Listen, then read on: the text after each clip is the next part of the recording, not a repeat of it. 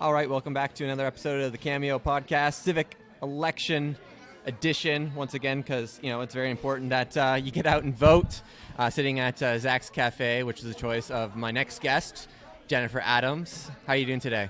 I am doing just fine, thank you. Wonderful, and you're a new face in this election, or did you run in the by-election as well? I am not a new face in the election. I did run in the by-election. So I am no longer sort of the who is Jennifer Adams. A lot of people have a much better understanding of who I am as a person and some of the things that I bring to my platform and the things that I want to bring to Kamloops. Awesome. And share a little bit about background about yourself, because I understand you're a single mother of 4 daughters. Is that correct? I am a mother of 4 daughters, yes, and independently supporting them through our life. We've been here, I guess, 7 years. I came to Kamloops leaving Cranbrook, which was my hometown, and my companies and different things that I had started there, and we started fresh, and came to Kamloops. I actually came to the city without my kids for a few days to sort of suss it out and think, I needed to pick a new city to come to, and was spending some time swimming in the river, and I heard boom, boom, check, check. Boom, boom, check, check. So I climbed out of the river, and it's like an endless pool. And it's free. The river and the current. And discovered that we have a live music concert every single night of the summer. I've been called, somebody called me impulsive, that I chose a city based on the fact that there was free live music every night of the summer. And although it was one component of why I moved here, it wasn't the only thing. Kamloops is a beautiful city. We have a lot of things that you can do here. It don't take a lot of money. And as a mom to 4 girls, I've certainly understand the struggle of trying to, keep your kids busy and do things without a whole bunch of money. And even with a whole bunch of money, I think a family of 5 is a real struggle in a growing city, because rents are increasing, and it's not an easy place to find a house to rent, let alone a 0.4% vacancy rate right now, or something like that. Yeah. You mentioned your business. You own your own business, or did I misunderstand you? I have had a number of different companies in the past. I had a soap making company for many years, making handmade soap. I started out selling at the markets near Cranbrook, and built it up to the point where I was selling at like the Calgary Stampede, the C&E, the P&E. Even sat on a small business advisory council with a Royal Bank with Al Rain, who's now the mayor of Sun Peaks, when Sun Peaks was still considered small business. So that's kind of something and that was actually probably one of my very first connections to the area. I flew in to do some sessions with a number of entrepreneurs back when I was running my soap company. And so that's when I initially came out here. But I hadn't spent any time in Kamloops before the summer of, I guess, 2011. Awesome. Packed up the van and moved here. And since I've been here, most of my focus has been recovering from some health issues. I had a hip replacement 2 years ago, so I'm like half metal. I have a half metal hip. I figure when I get the other one done, I'll be full metal, because I actually really like heavy metal music too. So, and that's one thing I do like about here. We have a lot of Zach's has live shows now, and because it's in a coffee house, they're all ages. Yes. The Grind is doing shows now that are all ages, with punk shows and metal shows. We have a really healthy music and art community in Kamloops. It's very, not just young ones, but also older. Somebody used it in council the other day, long in tooth ones. There are older ones in the community, the backbone of our community, the ones that have been engaged in building up our city. Well, the Smorgasbord has like jam sessions, and your yes, daughter works there as well. There's a lot. The Smorg has jams. I was torn whether I was going to do this here at Zach's or the Smorg, but maybe we'll meet another time at the Smorg. Maybe we could go when they have the music. Yeah. Do a little musical interlude. Yeah, I was I told you I was researching them, right? Because they had like their newspaper, online newsletter, and it still goes back to like the early Web 1.0 days. Yes. That there is their website, and like as much as I'm like a fiend for like what's next in terms of online and social technology and blah blah. I love how they haven't changed, and it's still the roots, and it's just like it is what it is, and it's beautiful. It's kind of the embodiment of grassroots, yes. right? And it roots in, and it stays, and it grows, and it sprouts. And, it does so quietly, not so quietly sometimes. The beginnings of the Peace March are with many of the ones that go to the Smorg in the community, and they hold a lot of different meetings and stuff too. And of course, Anita was, and the Council of Canadians hosted the forum at the Farmers Market, which was really fun. We got our boots on the ground and got them a little bit muddy, and gave a few people a taste of some of the candidates. But like I said, I ran in the by-election, and since the by-election, I've spent pretty much every Tuesday at City Council. If I'm not there in person in chambers, I try to go on to the live, and I take copious notes. I was thinking I should pile all my notebooks together and take a picture, and when people say, Jennifer, what have you been doing with your time? I can say, well, this is one aspect of it. But I volunteer a lot in the community, and I have a real belief that we need jobs for those ones that are struggling in the community. We have a lot of services here in Kamloops for meals. We have a lot of services for people that need blankets and, dry socks. Our housing situation is at a crisis level. We have things rolling out. There are projects rolling out that are funded to be full support. So each person that's living in each 55 or so at whatever unit is has supports.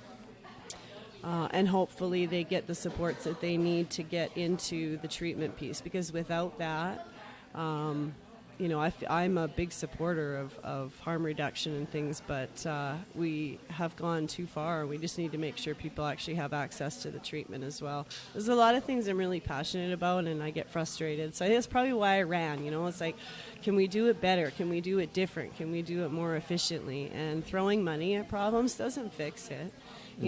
Having money is great. I've owned properties in real estate. I had a real estate development company once. Oh, interesting. Wanted to subdivide a property, annex it into the city, and do an affordable housing project. And in the meantime, I actually set up an unsanctioned homeless camp. So I definitely pushed the boundaries in my community in as far as action, trying to find solutions.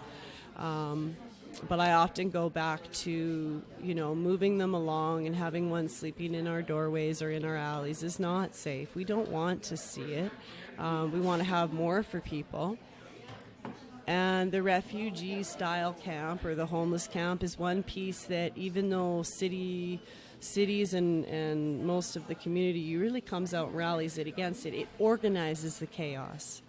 Because the chaos is there, and if we don't rein it in and organize it, then it's not going to rein in.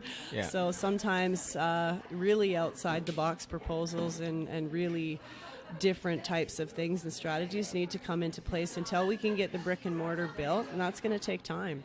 These modular unit projects that are rolling forward are great. I think we tend to put too much responsibility on one or two social agencies, and that becomes a big burden, where they tend to be responsible for too much, perhaps. And we have a new organization that's come into town that's taken over the mission, the Mustard Seed from Alberta.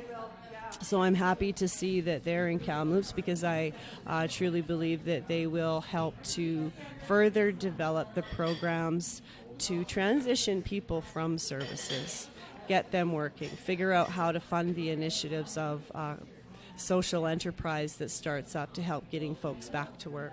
As where the soap dream comes in for me. I'd love to see it resurrected and given to the community, a model of manufacturing that can train, that can get people working. And then they can, at least have half a chance to be able to afford the rent, let alone, they won't want to be out on the street. Some people say, people choose to be out there. They want to be homeless. Well, yes, I don't and know no. about that. There are some. Some people do reject, offers of help. Yes. I've rejected offers of help. I think we've all rejected offers of help when we should have taken it. Yes. But it's interesting that you use the word chaos because we were talking about that earlier, right? It seems to be a reoccurring theme for me today is kind of figuring how to sort through the chaos and ultimately kind of pull ahead. Where do you think we should kind of go with these chaotic things that we see happening on the streets or people trying stuff, grassroots, and just, yeah, we support grassroots. You know, like you said, you started an unsanctioned homeless camp or whatever it be, right? You push the boundaries, right? But at some point, realizing, yeah, the boundaries are set there for you know, Yes. for society to be safe at large, right? So how do you kind of formulate a plan, especially if you're going to be working on a city council, to work within the boundaries? Well, that is a very big reality of the piece of City on Council, and actually attending over the course of 6 months before the by-election and then the last year really showed me that there is limited control that one has as a councillor. But what one can do is continue to reach out, make connections within the communities, pull forward those little golden nuggets of ideas, push for change through pilot projects and trying different things. A good example would be the plaza that we set up. And one of the reasons I chose to come here is because we had that pedestrian plaza, and it was fabulous. It highlighted the beautiful architecture of Kamloops downtown, but it also showed that we need to sometimes push forward with little pilot projects, see how it works, then analyze it, and then move forward with permanent solutions. So we're doing that in the temporary housing out on the Mission flats. The community's trying to do different models rather than look at brick and mortar and trying to do regular conventional builds. We're using modular units. So those are all very positive things. And Kamloops is becoming an example already of innovation. So that's exciting because that can be brought forward, and hopefully if we continue to do that, continue to look at accountability and responsibility. It's very, very important for council to continue to look at efficient ways, challenge the staff to find more effective ways to spend money, take good solutions from the community. Our roundtables are excellent. Those are good ways for the communities to come together and bring their voices of concern forward. So a councillor is really important to be able to listen, be able to take a lot of different views into consideration, and then sometimes set aside maybe my personal push the envelope piece. Yes. And realize that it does have to rein in under controlled rollout. Yes. So I guess that's one way to put, how do we help change chaos? Well, we rein it in. Programs that have no barriers are necessary maybe to capture a population that refuses to get help under any circumstances because that's the place that they're in. But then we need to give people, they need to say no sometimes, just like anything. And that is the piece that's going to help bring people forward into transitioning from services. Sometimes when a community needs help, services step in, and we have a hard time bridging them out of being reliant on those things. And that, again, is where it's going to come with reaching out into the business community, finding those ideas that can take root in a grassroots way, provide employment, do things a little bit different than the normal capitalist program, which is all about, you build a business to make money. You need money to run a business. You need money to run a city. You need money for everything. But if they can be moved forward in the social enterprise piece, it's a powerful piece to be able to create innovative ideas for people to transition. So as a person that's kind of had many different businesses, I'm hoping that my experience can roll out into the community to find the groups to bring forward more of those transitional types of things, whether it be innovative employment, training. All those things are really important, and some of that is happening already in the community, but I'm very excited to see the mustard seed come in because they have much more formalized programs as far as getting, and they're a very large organization. And when you do have some size behind you, it helps to get things rolling. You got to have money behind the things to get them going. So, and our community social agencies have been taxed a lot over the last couple of years. In particular, we've seen a real spike in different things in our community where people are really struggling. So I'm all over the map, aren't I? No, it's great, and that's the beauty of kind of this freeform nature of the podcast, right? It lets you go where you want to go, and you know, as someone who has a bunch of businesses, and being that the Kamloops business community has a largely BC Liberal flavor, and you know, at the lower turnout at the polls, right? And being someone who's probably, like, I'm talking about like Kamloops as a whole, right? We can kind of expect, you know, a more conservative outcome if you look at, you know, the city councils in the past, you know, as, you know, a rather new Kamloopsian. How do you think your platform is going to let you position yourself if, you know, the 22% that came out the by-election kind of return, or how do you reach those new people? Truthfully, I don't think much is going to change in our city. I mean, change is inevitable, but it unless we get those that have not typically engaged in municipal politics to come out and vote, it's much more difficult to create change. So to change the status quo, my number one message in my platform has been get out and vote. Yeah. You know, bring everybody, participate. The decisions that are made at the municipal level affect us every single day. Every single day we step outside of our house, every day inside of our house, our taxes, our roads, you know, we, as a councillor, we don't have a whole ton of influence to, you know, snap our fingers and make change. But definitely getting the voices of the ones that maybe don't often get out and vote. Obviously, my platform, I think I put right in my top 4 check marks that sensible cannabis policy is one of the things that I'd like to see move forward.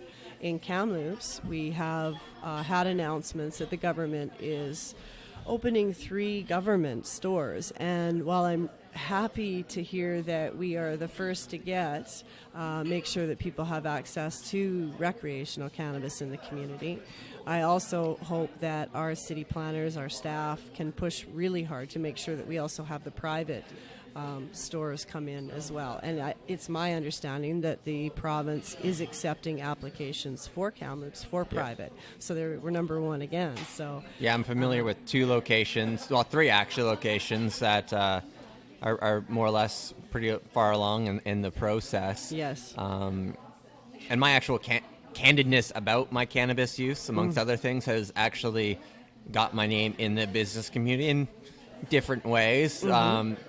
Are you concerned that maybe that's going to affect your candidacy, your run in the campaign? You know, even in the by-election, I had some really seasoned people that I have a lot of respect for say, you know, being so bold in your cannabis policy is going to hurt you. And I respectfully disagree, because I think that cannabis it's legal. We have to figure out what it looks like in our community.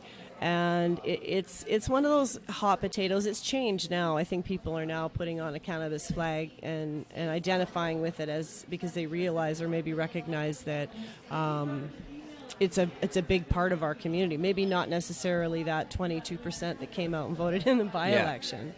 But my hope is that we can fire that love of democracy up in those that don't generally participate, to say, you know what, the voices that understand reasonableness, that have recognized the fact that, okay, we have legalization coming in, we have to organize the chaos. Because even though I am a cannabis advocate and I advocate for business, I advocate to bring those kinds of investments to Kamloops, I don't want to walk down the street with my kids and walk behind somebody that's smoking a joint. Totally. Which, as of right now, is kind of in a gray area, I understand. It is a gray area. We don't have the bylaws in place yet to look at or re-look at the smoking bylaws. So it's the clean air bylaw that needs to be reopened and looked at to understand where we're going to accommodate people. Now, people can't walk down the street and drink a beer or a glass of wine unless it's a designated area and it's outside, and that's fine. I like that we can have beer gardens in the parks and that kind of thing. So I think that Kamloops is going to have to really consider where they're going to do that, and maybe being proactive and being a little bit more progressive than the community of leaders or staff or whatever might be used to. We need to look at the inside consumption lounges. It's something that other communities have already rolled out. It's not something that's legal to do in Kamloops, but I think it's a piece that we need to really think about, because if we don't want people congregating in the alleys, or you designate the alleys, I don't know, walking down the street or sitting on patios, then we have to have areas that are designated for consumption. And some of the ones from the old guard just don't have enough of an understanding of the culture to really deal effectively with some of this. So I think that's why it's important that we get some new faces around the horseshoe. Yeah. And why it's even more important for the ones that maybe haven't engaged in municipal politics to get out and vote. Right? Yeah. Be fired up about our city. It's a beautiful city. It's developing. It's growing. It's changing, and your voice matters. In a municipal election, every single vote counts. Unfortunately, under our current system, under our other with proportional representation, we would have a more fair representation over in other elections. But in municipal politics, every single vote counts. Absolutely. Right? So every voice counts, and that's it sums up what a councillor needs to do, is bring forward those voices, listen, and then do their best job to disseminate their concerns to staff, to rectify things that are needs that are not being met, or concerns that the community has. Yeah. Everyone's needs. Yeah, I like that you use the word culture about cannabis, which has its own culture, and it's unfortunately not always the best representation of the plant. And I guess I'm having that trouble too of representing the plant in a positive way, and that's where it comes back, where some people might look negatively on me on my candidness or whatever be.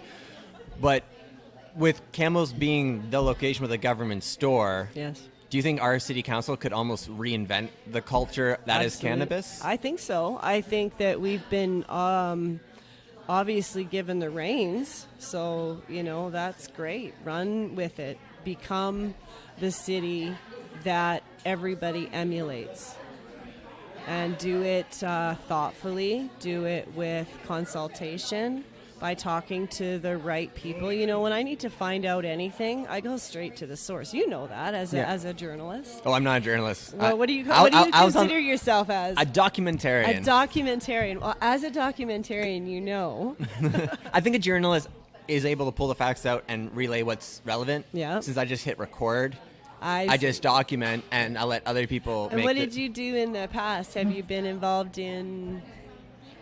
Yeah, I worked at a newspaper, but I was always on the sales side. Oh, yeah. Yeah, okay. so I am a salesperson. Part of journalism, and now you're... Okay. Yeah, now I'm just a guy with 2 microphones and a recorder. The new guard. I hope so. or I do have to bridge back into the old guard, though, too. I have to learn to play within the boundaries. I hope we always have a newspaper in Kamloops. Oh, absolutely. It's super important. It's a tough...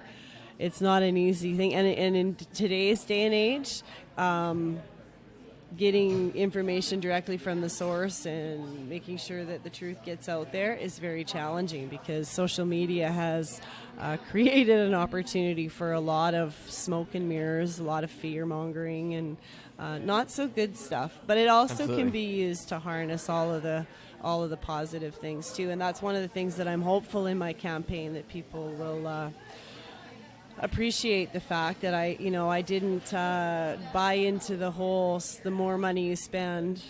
Campaigns are incredibly expensive. Yes. And I've been very frugal in my approach, which is pretty much part of who I am, which is something I'll probably bring to my seat on council.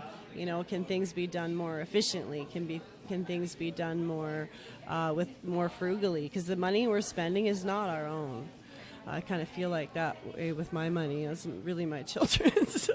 Yeah, it all totally. goes, so. Well, it's always interesting to me to, people always view those who are maybe more socially involved or liberal in their views as just throw money against it. But I think that's kind of a wrong way of looking at it, because like you said, it's trying to figure out how to maximize your dollar for the change. At least that's what I've seen through, the people that are on the street trying to make things happen. Well, we get noisy voices that come up and say we need change for whatever that might be. And then we have a reactionary process where the administrators and the city or the government, the provincial government, federal government, sometimes all of them will go, okay, here's a whole pile of money. You guys just go do what you do. The connection back is that accountability. Are we getting measurable results for the money that we're spending in whatever program it might be? And core reviews, internal reviews are necessary, but external core reviews in any organization are important, whether it be the city or whether it be social agencies, or even looking at something like our business associations. Is the money that we're putting towards them, or are people getting value out of that? Are their voices being heard through their organizations or through the societies that have been set up to serve them? So, well, those business associations are also mostly self-funded amongst the businesses. Yes, they are. So people often look at like what North Shore BIA is doing with, and the rebrand and stuff. They're like, oh, we're wasting all this money. It's like, no, those are the businesses fronting that cash. That's right? Yeah. And the problem is social media is they just read the headline and they're like, no, read it in the article. I actually had... Read more than the first 40 characters. Yeah, I had a journalist actually reach out to me and be like, Nevin, thank you. You say what I want to say, but they don't want to jump into the comments and I correct people. Oh, yeah. Because they have that journalistic integrity. But I'm like, no, please read the article. It's right here. Copy and paste. Go. Well, we were talking about it before. Sometimes, and people vent, but sometimes they need controls. And there is never anything wrong with pulling out the facts and trying to illuminate the facts to people in a way that they can understand, because spin is just spin. Yeah. It grows, and you need to nip it in the bud. Just like issues and problems and social, if we just let them grow and grow, we have to act.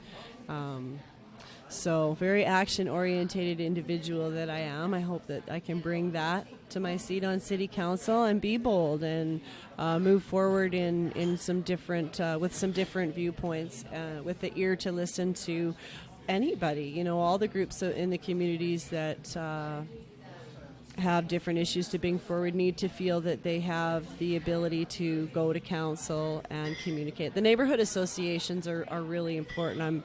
You were talking to Bill about the power that they have with their block watch. With the block watch is one thing, definitely.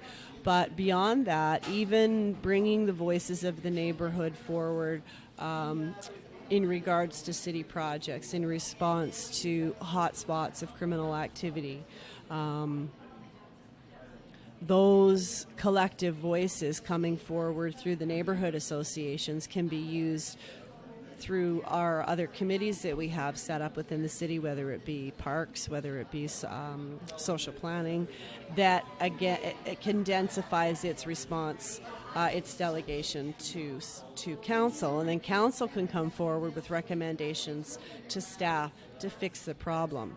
So instead of petitions are helpful, but the neighborhood associations that come forward with petitions and concerns can have a lot of power and have a lot more ability to bring forward their messages than maybe we've seen in the past. Some neighborhood associations are really great. They understand the process, and it helps to filter the communication demands to a councillor, because you can imagine if there's a super popular councillor and 20,000 people have a problem with something going on in the city, he could potentially be fielding $20,000 or 20,000 people's 20,000 Facebook tags and Facebook DMs. Well, there's and that right, too. like it goes back to that almost thing of chaos where Yeah. where having a neighborhood association Yes. just filters through it and go, hey guys, this is our proposal. This is what we're looking to change. And then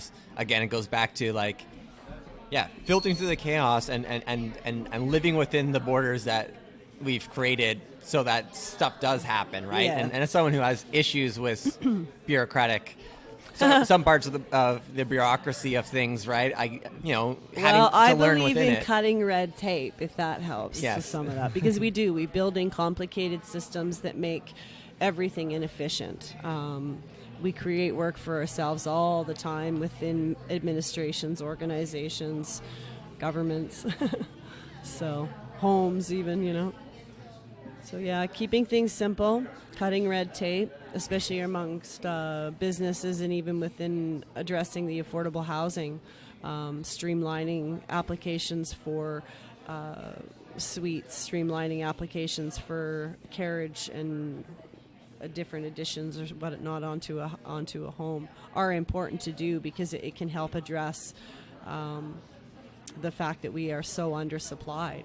So increasing efficiency is super important, and there's a lot of ways to do it. I think life has given me some good lessons that way, juggling a family of 4 and just the busy life. We live very busy lives, so I know my experience in life is going to help me to manage sort of a very multifaceted position, being on council, and it's definitely a calling to one of service for me, and not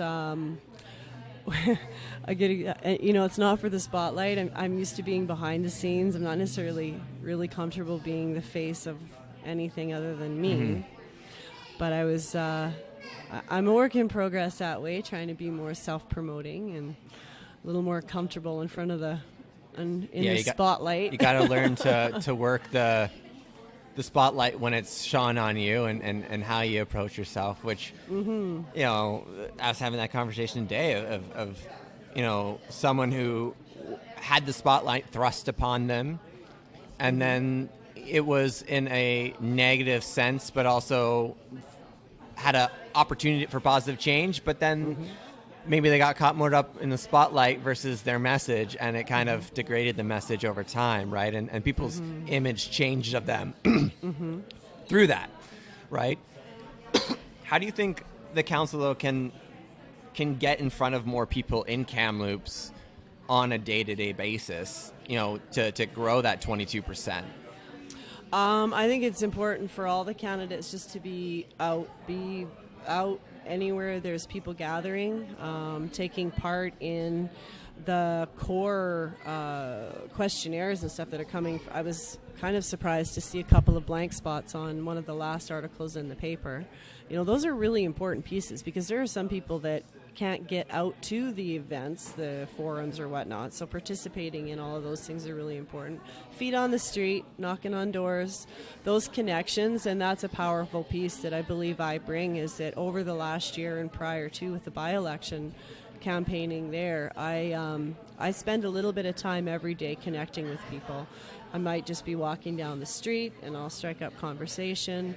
Like I say, I haven't done as good a job as saying, "Oh, hello, I'm Jennifer Adams running for council," but people recognize me as one that's always out in the community connecting with different people, and hopefully all of the candidates can do everything they can to do that, because it's a big part of the job. If you don't make yourself available to the community to be able to bring forward their concerns, it's very difficult to do the job that's necessary as a councillor. Totally. That's one aspect of it. But yeah, what's something that you wish it had more opportunity to speak about in your campaign that you just haven't had the opportunity to bring attention to?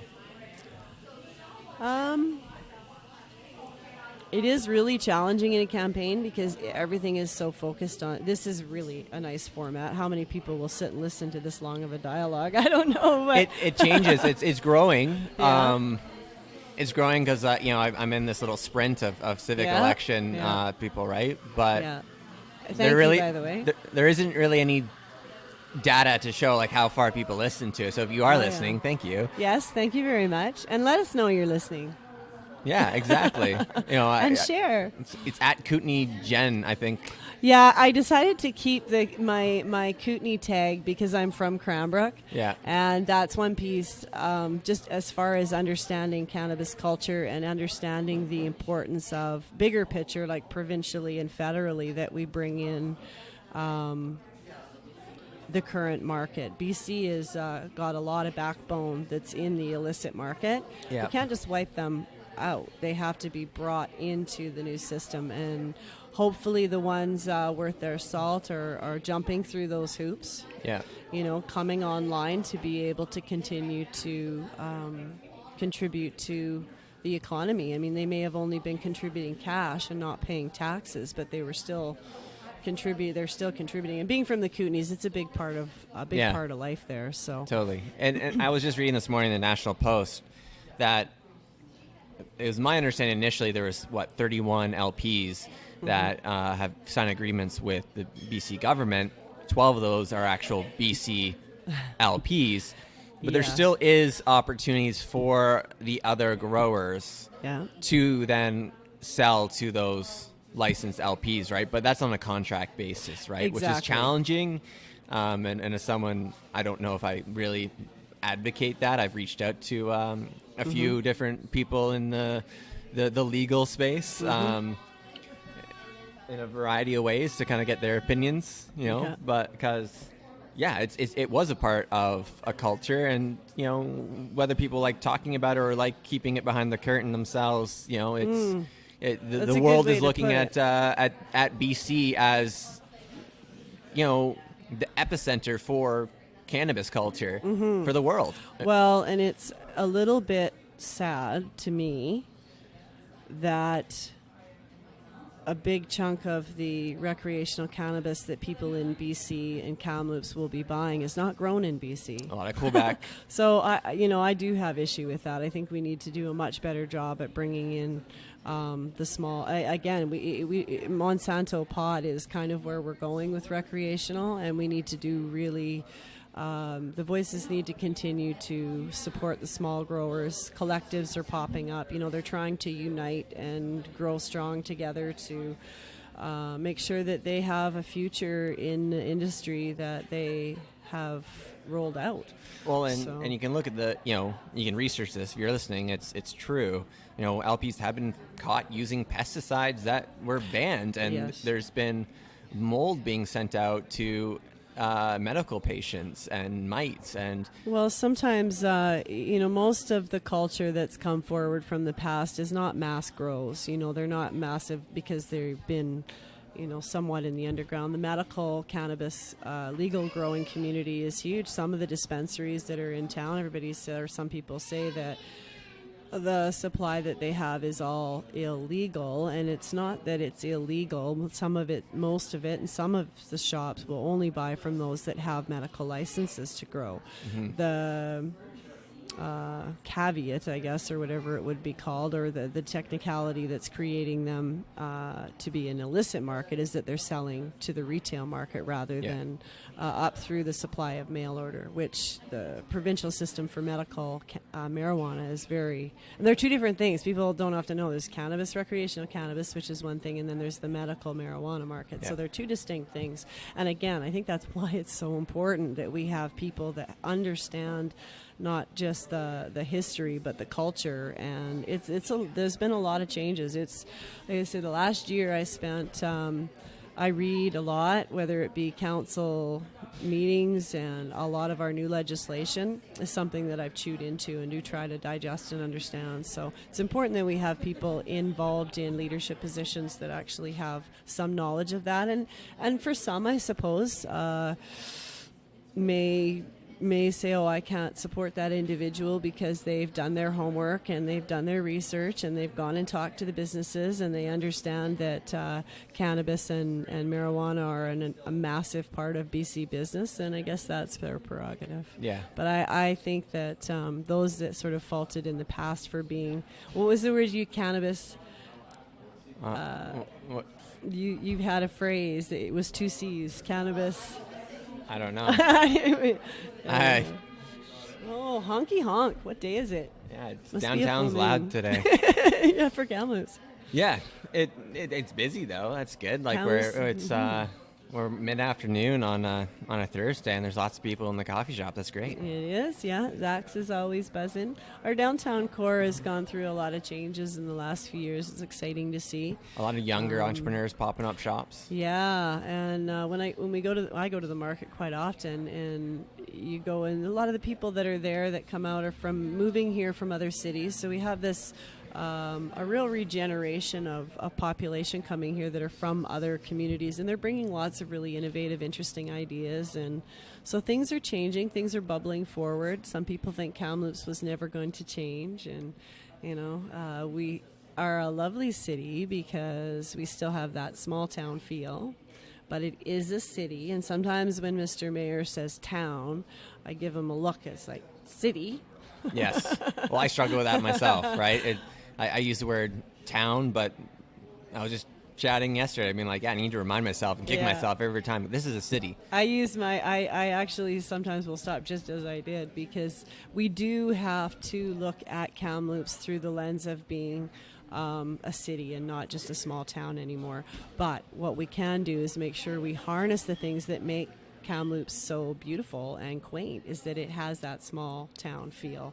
And that is, feeling safe walking down our streets. I don't think any of us, I think the days are gone where you can leave anything sitting out unattended. And unfortunately, I think that's just the reality of being responsible, partly. But that has changed. We're hearing stories about a lot of different pockets of criminal activity popping up, and it's unfortunate that we have to think about that, because Kamloops hasn't always been the type of city where you've had, or town, I guess, then, and city now where you have to worry or be more concerned than in the past. I don't like worrying, because I think it's a waste of energy unless you can put some action behind it. But yeah, as we grow and as people visit here, right, the problems will increase as well, and we're seeing the more urban issues that larger places, have been dealing with much longer, much more intensely than us. Attached to housing, attached to rising housing costs, homelessness, and addiction issues.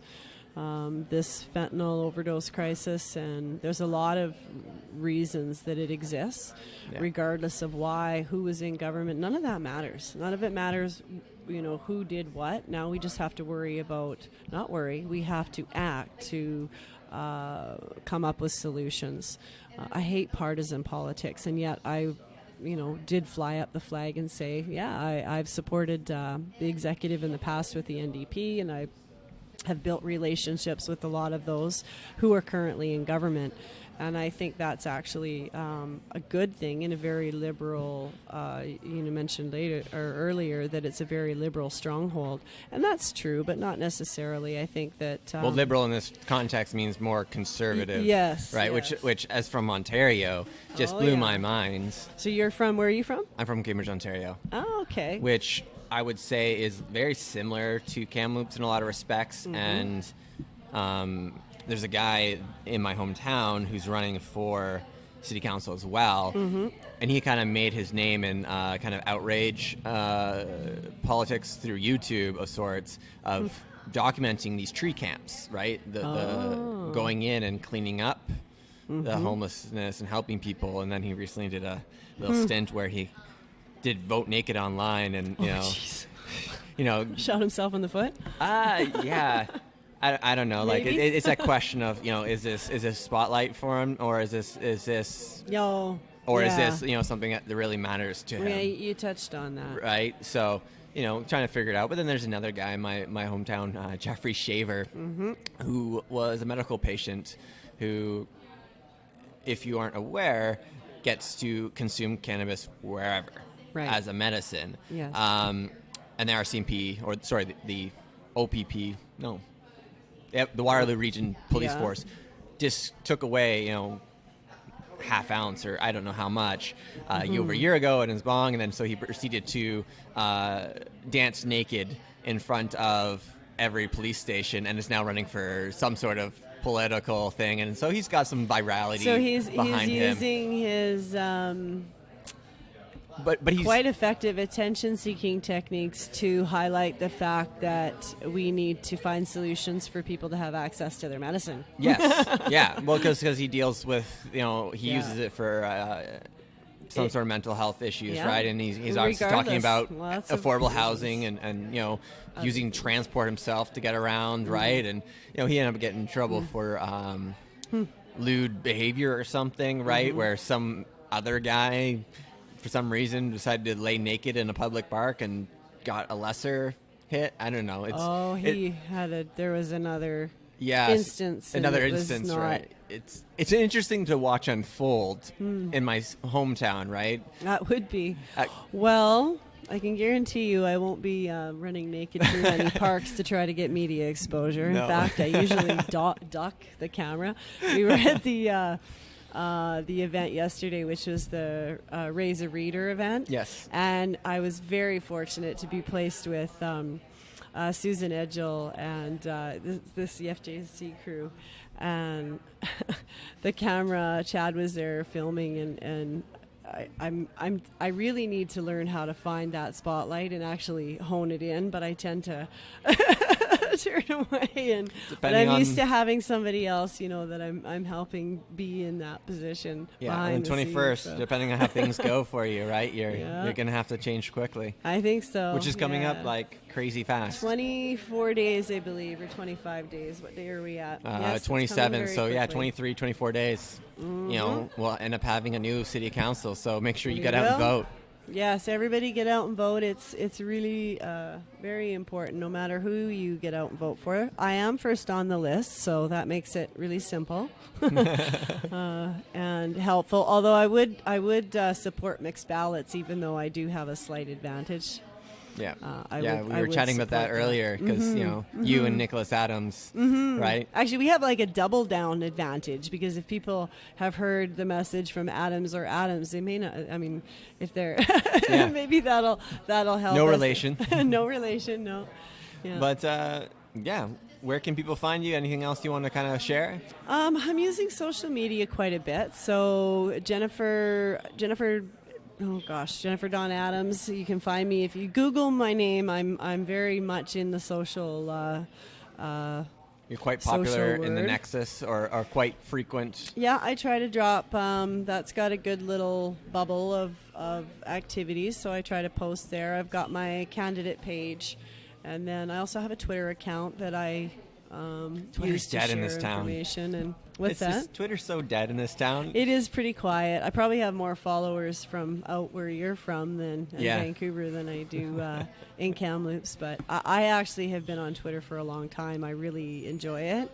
Yeah. It's a very powerful tool that gives instant communication, and a lot of it's. But the actual conversations, like Kamloops used to have good conversations back in 2014, 2015 on Twitter, and it kind of something died off. It just moved to Facebook. It's scary, that monopoly myself. It is a pretty wild thing because a lot of it's controlled what we actually see, with algorithms and pay to play. And Twitter, I feel like you have a little more control. A little bit more chronological. And I like to be in control. I realize I can't always be in control. Life has taught me that much, but I'm definitely. So one of the questions that came through was about what do you consider yourself, a lone wolf or a team player? And I said something about to the fact that, I consider myself an alpha wolf, but I can work with other people, and I like to build collaborations. So, absolutely. Well, guys, if you're still listening along, if I could ask one thing, please, please, please get out and vote on the 20th or before. Yeah. There is advanced polling options. Lots of days to get out and vote. So if the 20th doesn't work for you, vote before the 20th then. Don't let the 21st come along and then regret that you didn't get on out. We got advanced polling dates on the 10th, 11th, and 17th at the Heritage House. So that's pretty easy to get to. And I'm pretty sure that's free parking during that time too. Don't quote me on it, but I am one to sometimes gamble in regard to that. But if I could ask another thing is, please subscribe, share this with anyone, so they can learn a little bit more about Jennifer in a different way than we're currently seeing. A little bit more candid. Yeah. A little more candid, a little more lengthy. It's a real challenge to do something in 60 seconds. So. Oh, absolutely. Yeah, or 2 minutes. Whatever it is, much, it's that spotlight. You gotta learn to really use that spotlight. I'm a work in progress. I need a paparazzi partner. That'd probably help. Awesome. Well, thank you once again, and thanks for listening to Cameo. Cheers. Thank you.